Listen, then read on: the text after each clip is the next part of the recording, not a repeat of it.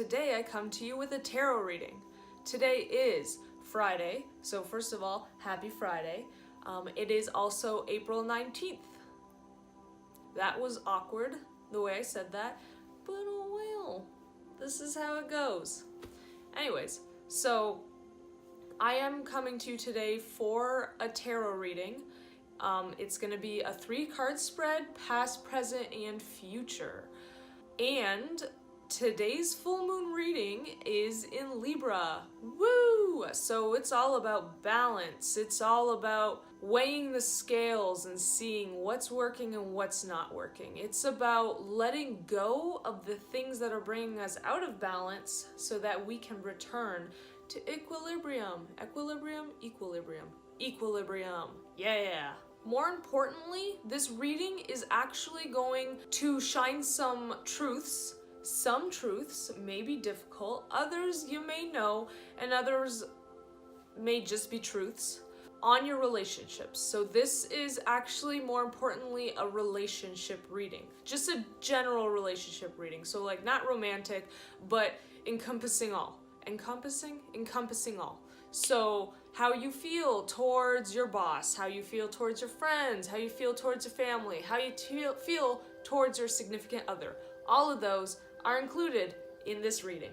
So why is the full moon so important, first of all? Because it is the fulfillment, or the first sign of fulfillment for those seeds that you planted in the new moon. Now, what are some signs of Libra? Like, what defines a Libra whole scale? Libras tend to be diplomatic and they like to be argumentative for the sake of balance. They're the ones that love to weigh both sides. They're basically the devil's advocate, if you will. Especially with relationships though. And this is where we're talking about independence versus autonomy. Dependence versus companionability. Meeting our personal needs versus fulfilling the personal needs of our significant other or those in our lives who are important to us or affect us in any way. Libra's the ones that will draw the boundaries if the boundaries need to be drawn.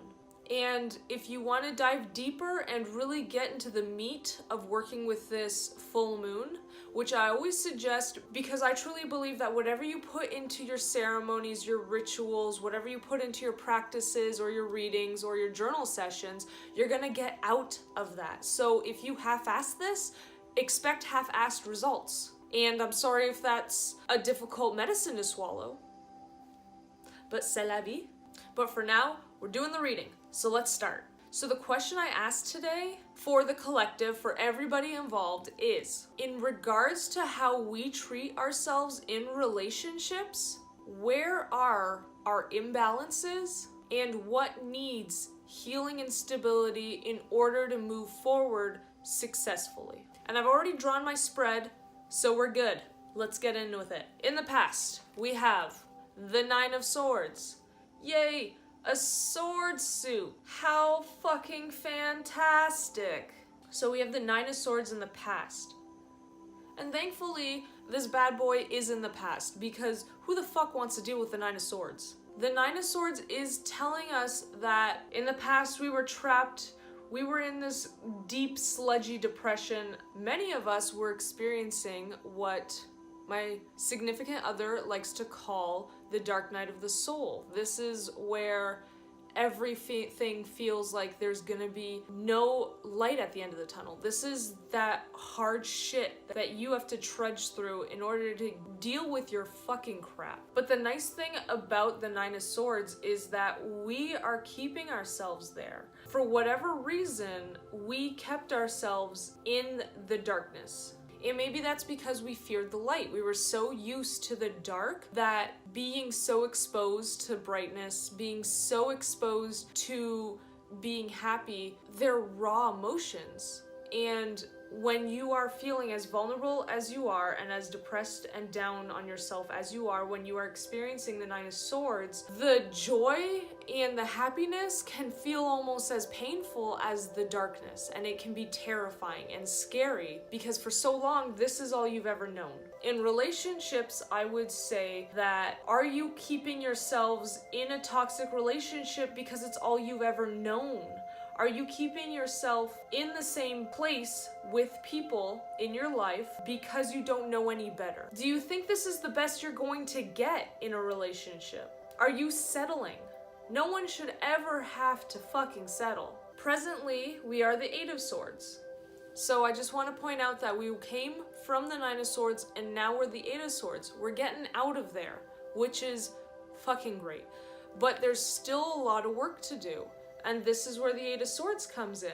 We are keeping ourselves blind to the truths that we need to see. But now is the time to take off your blindfold. That fear is terrifying. I've had to do that. I personally know exactly what this feels like. Look at all of this mess. That tells me that we're keeping ourselves blindfolded because we don't want to deal with this shit. Because dealing with this seems messy, seems confusing, seems so unknown and so scary that we would rather blind ourselves and keep ourselves in these toxic situations than work with them and get something great. And it's gonna be a lot of work. And I'm not a stranger to hard work. But all that mess, all that baggage, that's just keeping you stuck, and it's keeping you stagnant, and there's no flow in your life.